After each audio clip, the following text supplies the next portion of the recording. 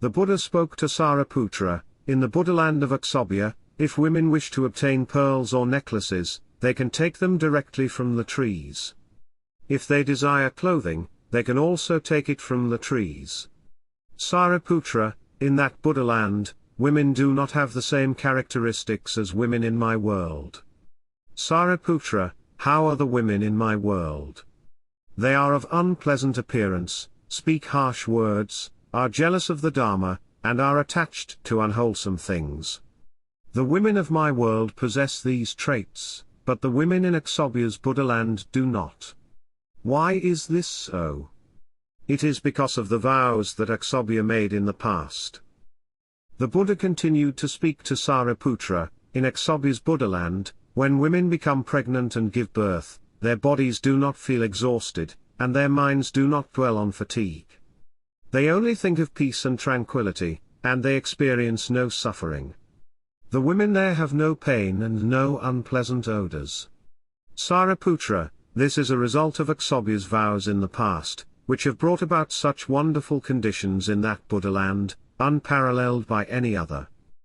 Sariputra, in Akshobhya's Buddhaland, the people do not engage in farming or trading. Instead, they live together in happiness, abiding in peaceful and tranquil conduct. They are not attached to desires or lust, but live with natural harmony and joy. When the wind blows through the trees, it produces a sorrowful melody.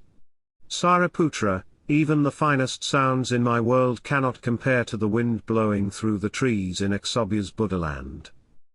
Sariputra, if a bodhisattva wishes to purify a Buddhaland, they should make vows like those Akshobhya made when he practiced the bodhisattva path. The Buddha further said to Sariputra, in Akshobhya's Buddhaland, there is no sunlight or moonlight, nor are there dark or obscure places.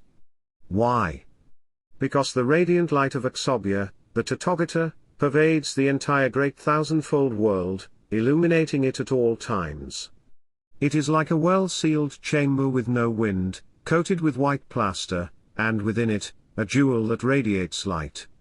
The people within live by the jewel's light, day and night.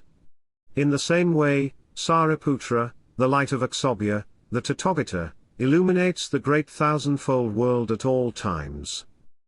Sariputra, the chamber is like the world of Abhirati, the jewel is like Akshobhya, the Tathagata, and the jewel's light is the light of Akshobhya. The people living in the chamber are the happy inhabitants of Akshobhya's Buddhaland. The Buddha spoke again to Sariputra, wherever Akshobhya, the Tathagata, walks, the ground naturally produces golden lotuses with 1,000 petals. Sariputra, this is the result of the vows Akshobhya made when he practiced the bodhisattva path. Venerable Sariputra asked the Buddha, when Akshobhya, the Tathagata, enters a hall, do golden lotuses naturally grow under his feet, or do they grow wherever he goes? The Buddha replied, wherever Akshobhya, the Tathagata, travels, whether it be cities, towns or halls, the golden lotuses grow naturally, just as when he enters a hall. If virtuous men or women wish for golden lotuses to appear beneath his feet when he enters a hall, the lotuses will gather and appear. If they wish for the lotuses to rise into the air, empowered by the Buddha's divine power, they will rise into the air and array themselves in rows. The Buddha continued, the entire great thousandfold world is like this. When Akshobhya, the Tathagata, sends a manifested being to other worlds, golden lotuses naturally appear due to the Buddha's divine power, and the great thousandfold world becomes adorned with golden lotuses made of the 7 precious treasures.